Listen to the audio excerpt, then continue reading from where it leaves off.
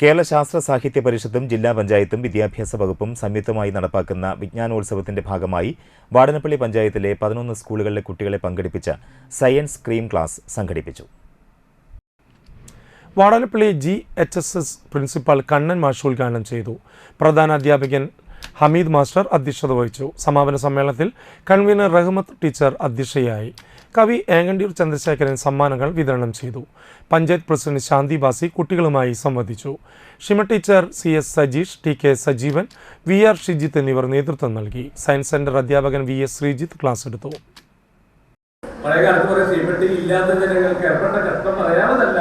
ഇപ്പോഴത്തെ ഒന്നുമല്ല, തീപ്പെട്ടി ഇല്ലാത്തൊരു വീടുമില്ല.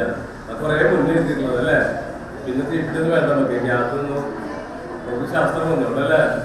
സെറ്റിലൈറ്റ് വന്നു, അത് ശാസ്ത്രത്തിന്റെ മറ്റൊരു വളർച്ചയാണ്.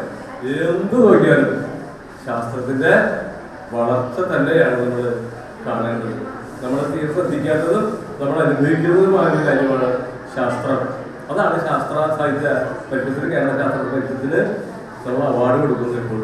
കാരണം നമ്മുടെ കുട്ടികൾക്ക് ശാസ്ത്രത്തിന്റെ വില എന്താണെന്ന് പറഞ്ഞു കൊടുത്തുകൊണ്ടേ ഇരിക്കുകയാണ് അവർ.